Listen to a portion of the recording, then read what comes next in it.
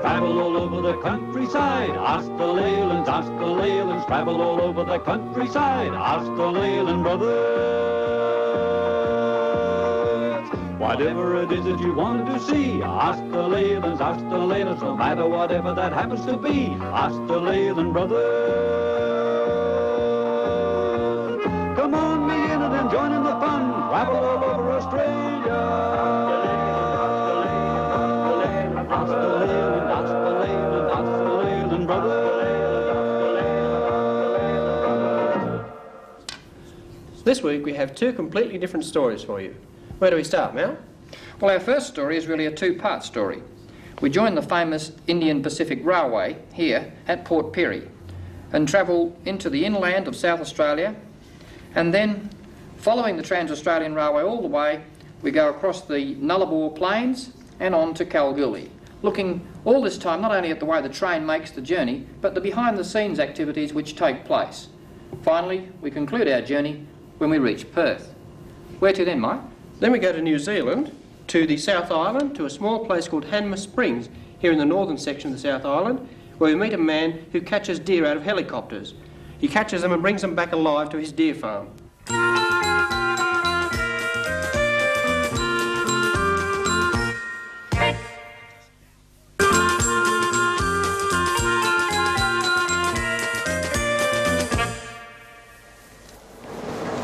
At the moment I'm on platform 2 at the Port Pirie railway station, and we've come here to answer a request from Julie Orr and Sally Ann Parker.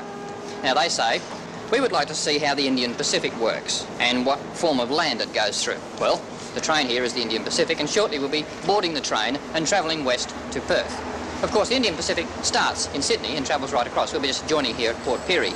But our story begins much earlier in the day. We'll go back now and have a look at some of the preparations which take place prior to the train leaving Port Pirie.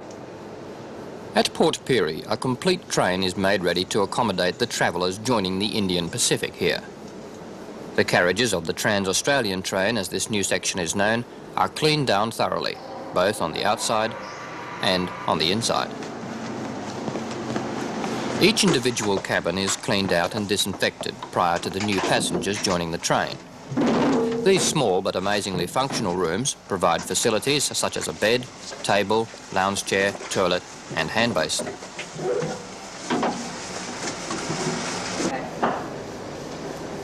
In a large kitchen, pre-cooking of food has been taking place all day in readiness to join the Indian Pacific when it pulls out in the afternoon. Hundreds of meals each day are made ready here, but the final cooking takes place on the train itself.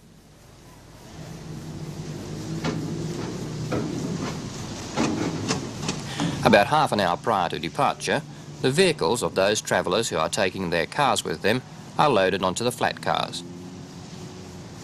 These vehicles will travel at the back of the train and will be offloaded at Perth.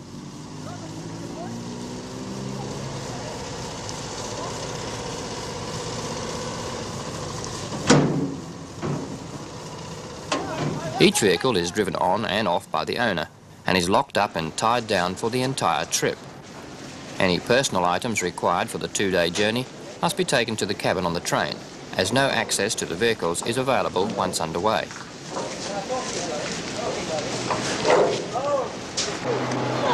Each carriage has its own steward, who greets each passenger and sees to their requirements throughout the journey. Pretty good. This car 1.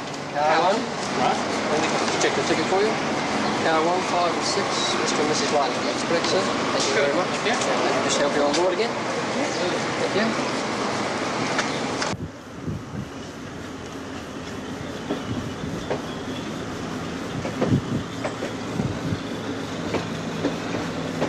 As the train begins its journey, we have a chance to investigate and settle into our cabin. The cabins vary from the smaller economy units we saw being cleaned earlier to the large deluxe cabin, which we find ideal for all our extra filming equipment and as a family room. It is fully self-contained. There you are. See the train?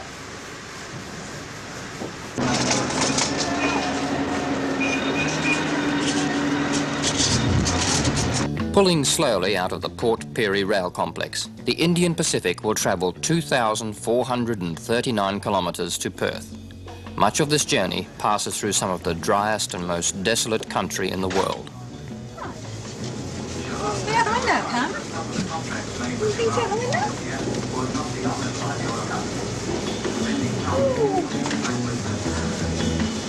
Look at it.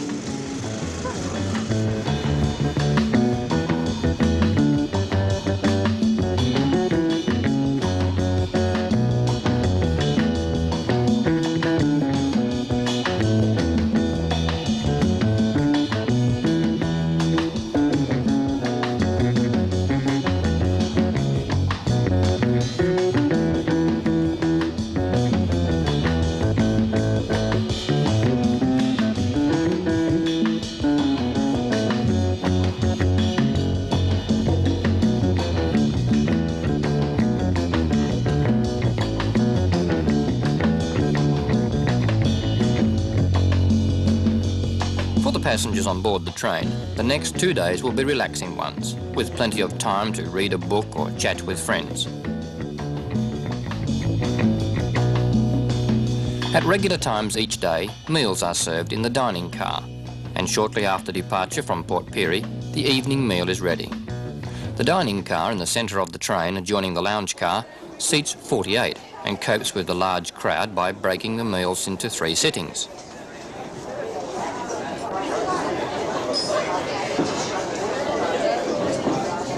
The service is swift and efficient.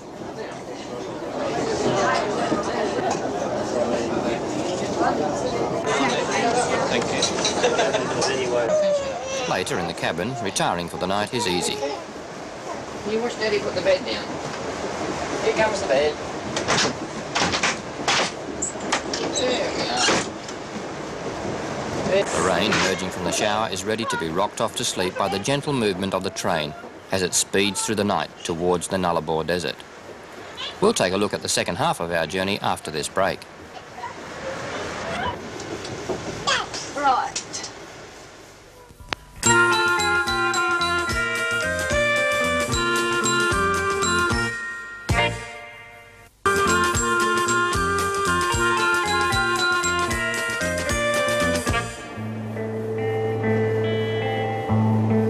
Dawn on the Indian Pacific finds us racing through red sand dunes scattered with mulga, saltbush and bluebush. This is the last of the winding track for a long time. Ahead is the vastness of the Nullarbor Plains. Well, at the moment, we just had breakfast and we're settling into what will be our first full day on board the Indian Pacific. It just depends on your point of view. You might regard the country we're going through now as one of the most interesting or perhaps the most uninteresting parts of Australia. It's the Nullarbor Plain. It's so flat and featureless out here that the railway line stretches for 478 kilometres without a bend, and that makes it the longest straight stretch of railway line anywhere in the world. The word Nullarbor is Latin and means no trees. This plain is a vast raised plateau of limestone which receives so little water it supports only the poorest of vegetation.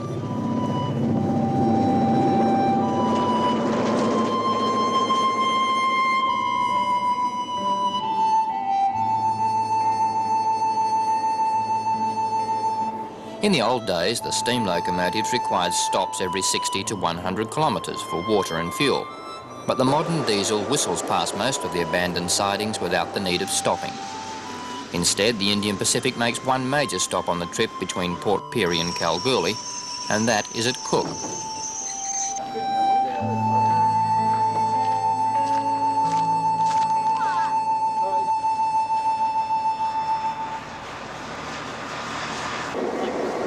Fill her up, please. How much will she take? Oh, about 3,000 gallons. After a stop of around 20 minutes, which is the only time the passengers can get off the train, the Indian Pacific is scorching across the desert once more. In the short stopover, it has refuelled and replenished the water tanks. On board, the passengers can relax in the club car lounge, where there is a bar for drinks and refreshments and plenty of card tables.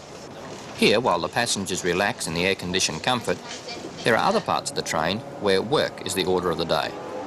The engine driver has little to do on this long, straight stretch but watch for unexpected obstacles on the tracks.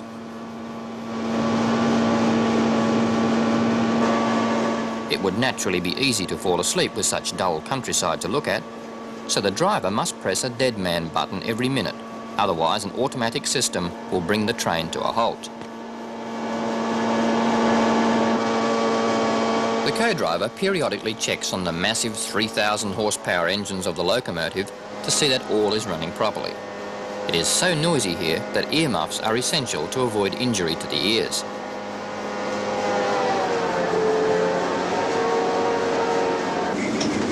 There's a special carriage with a fully equipped kitchen where a small army of cooks are preparing the meals for each sitting in the dining room.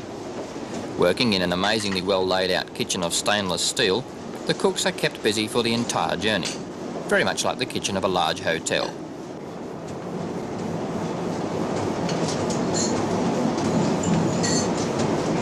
The passengers receive a 4-course meal at each sitting, with a reasonably good range of alternatives to choose from.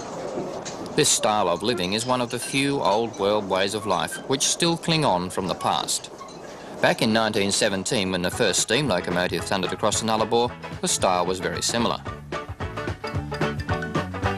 The railway line was constructed between 1913 and 1917 and consumed over 2.5 million sleepers.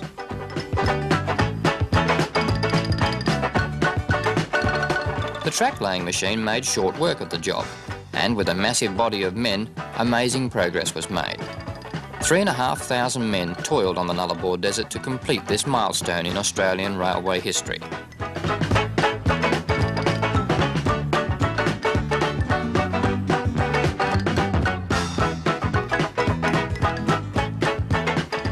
And with the line open, passengers began to travel in style across this hitherto inaccessible wilderness. They sat on the train and gazed in amazement at the seemingly endless plains of the Nullarbor. The landscape hasn't changed a bit, but the comfort and style of the trains has.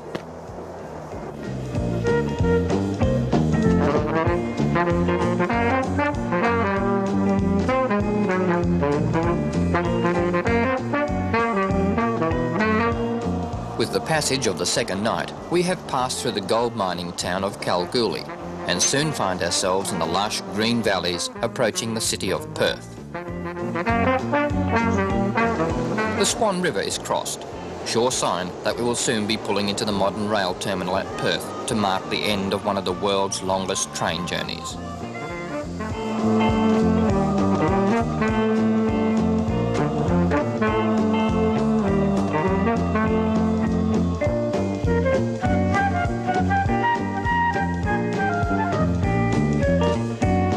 In the last few minutes there is little to do but tick off the points of interest on the map and make ready to gather together all our possessions.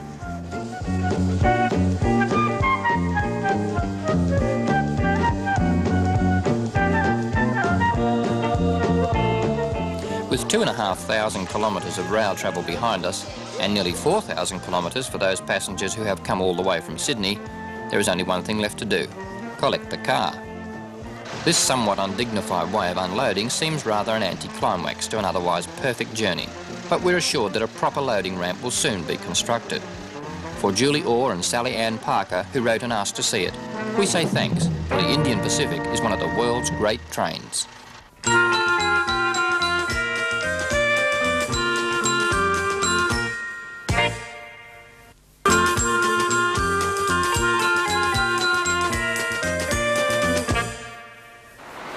We've had a number of letters asking to see deer hunting in New Zealand. This one here from Mr. A. Tiller of DY in New South Wales says, I wonder if you could show how the deer are hunted and caught and brought back over in New Zealand. Well, we're in the South Island at Hanmer Springs. We're going out with Ian Atkinson, who flies a helicopter here for a shooter, and they shoot the deer with a tranquiliser gun and bring them back alive. Ian Atkinson is a man who likes animals, and he intends to make sure there are some deer left around for future generations to see by shooting them with tranquiliser darts and not bullets.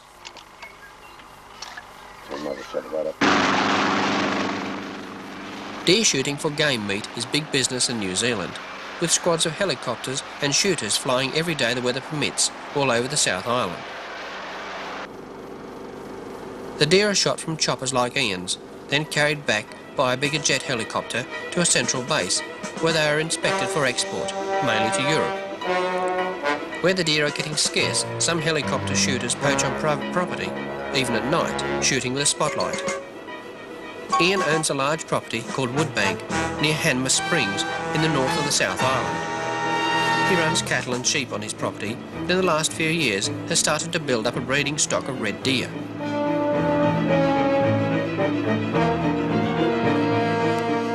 Ian flies us deep into the surrounding mountains to try to find some elusive chamois deer for me to film. The chamois live in the most inaccessible areas, high on mountain slopes.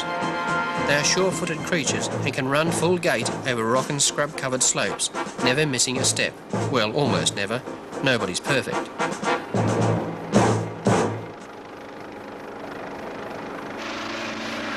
When out to shoot a deer with a tranquilizer gun, Ian and his shooters make an early morning start. The air must be still enough for Ian to get the helicopter into a good position for the shooter. The dart is only accurate for a short distance, so the closer the better.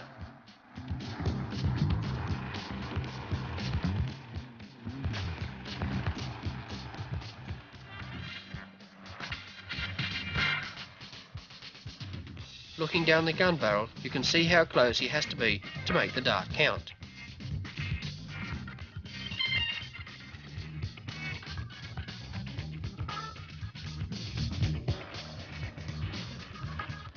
With 2 deers darted, Ian has to follow them while the tranquilizer drug takes effect. A female called a hind has been darted, as well as a young stag whose antlers haven't grown yet. They are both red deer. It can take up to 10 minutes for the animals to stop and collapse.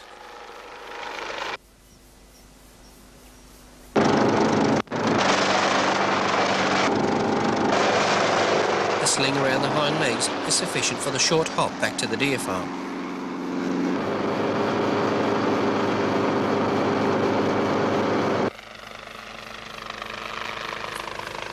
The Woodbank Game Park is open to the public, and Ian believes that if the shooting of wild deer continues at the present rate, there will be no place left to see deer except on farms like his.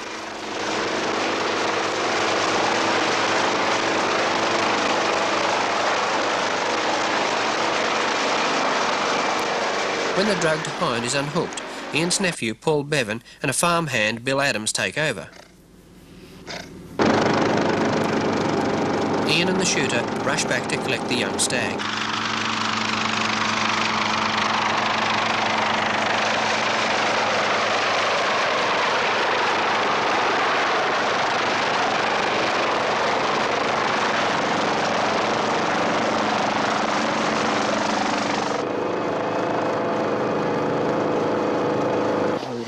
Paul finds the young stag is starting to come around already. You don't mind the action when he's half stupid.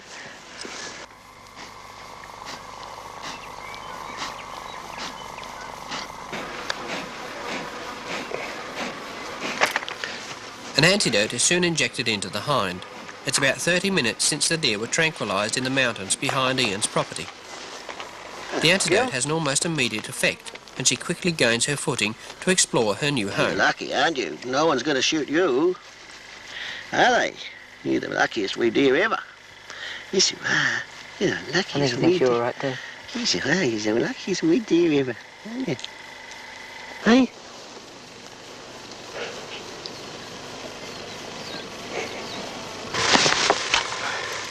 Ian numbers all his deer with plastic ear tags, so that records can be kept of the breeding stock. There we are. Oh, there. There you go, there you go.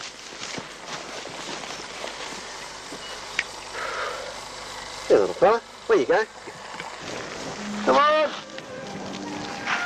He shows us his main herd of red deer.